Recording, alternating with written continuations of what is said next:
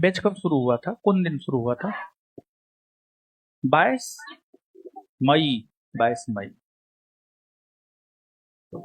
Batch 22 मई से शुरू, तब तो हमको लगता है 21 सप्ताह क्लास हुआ है।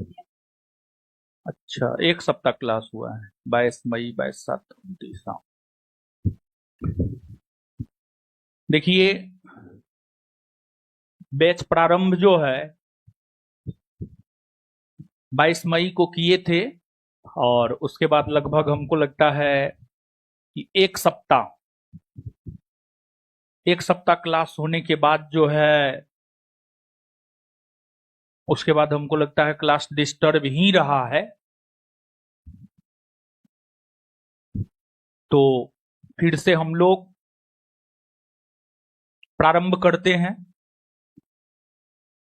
अच्छा, 22 मई से लेकर 1 सप्ताह तक जो क्लास चला था, सब लोग क्लास किए हैं? कितने लोग क्लास किए, हाथ खड़ा कीजिए। चलिए, बहुत बढ़िया। तो ऑनलाइन भी हमको लगता है सब लोग किए होंगे, ठीक है।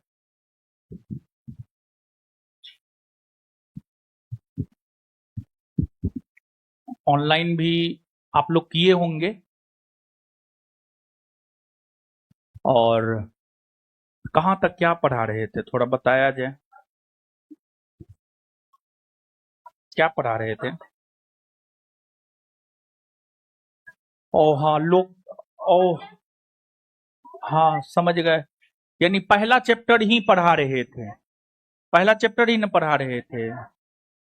पहला चैप्टर पढ़ा रहे थे जिसका नाम था भारतीय राज्य व्यवस्था एक परिचय।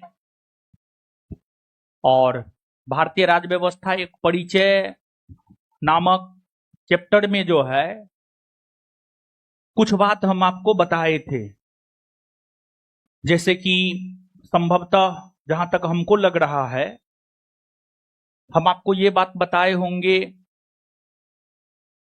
कि विधायिका क्या है, न्यायपालिका क्या है, कार्यपालिका क्या है। विधायिका के अंतर्गत कौन आता है, कार्यपालिका के अंतर्गत कौन आता है, न्यायपालिका के अंतर्गत कौन आता है, ये सब बात हम आपको बताए होंगे, हाँ या ना? ये सब बात हम आपको बताए होंगे। फिर इसके बाद अगर देखा जाए तो संभवतः ये बात बताए होंगे कि विधायिका और कार्यपालिका के बीच संबंध के आधार पर शासन प्रणाली दो प्रकार के होते हैं, एक अध्यक्षात्मक शासन प्रणाली, दूसरा संसदीय शासन प्रणाली। संसदीय शासन प्रणाली का क्या गुण है और अध्यक्षात्मक शासन प्रणाली का क्या गुण है, ये हम बताए होंगे, बताए ना ये बात। इसके बाद जो है फिर केंद्र और राज्य संबंध के आधार पर शासन प्रणाली 3 प्रकार का होता है, संघात्मक, एकात्मक और परिसंघात्मक। संघात्मक क्या होता है, एकात्मक क्या होता है, परिसंघात्मक क्या होता है, ये सब बात संभवतः हम आपको बता चुके हैं, हाँ या ना? इसके बाद तीसरा चीज संभवतः हमको लगता है हम पढ़ा रहे थे आपको, शासन और जनता से संपर्क के आधार पर शासन प्रणाली 2 प्रकार का होता है, एक होता है प्रत्यक्ष लोकतंत्र, दूसरा होता है अप्रत्यक्ष लोकतंत्र।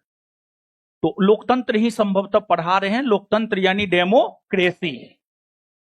लोकतंत्र 2 प्रकार के होते हैं, प्रत्यक्ष और अप्रत्यक्ष। अप्रत्यक्ष लोकतंत्र को हम लोग प्रतिनिधि लोकतंत्र भी कहते हैं। ये सब बात संभवतः लगता है हम आपको बता रहे थे, हाँ या ना? चलिए, और इसके बाद संभवतः कोई किताब भी हम बोले होंगे कि जो है इस किताब से जो है लोकतंत्र को पूरा जो है हम आपको पढ़ाएंगे, ठीक है। कोई किताब हम बोले होंगे, जरूर बोले होंगे, जहां तक हमको याद आ रहा है।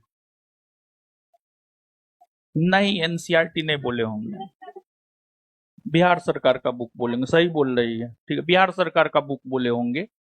क्योंकि ठीक है, एनसीईआरटी में भी लोकतंत्र है, लेकिन बिहार सरकार के बुक की अगर हम बात करें ना, 9th क्लास का जो बिहार सरकार का बुक है उसमें संभवतः 5 चैप्टर है और 5 चैप्टर लोकतंत्र ही है।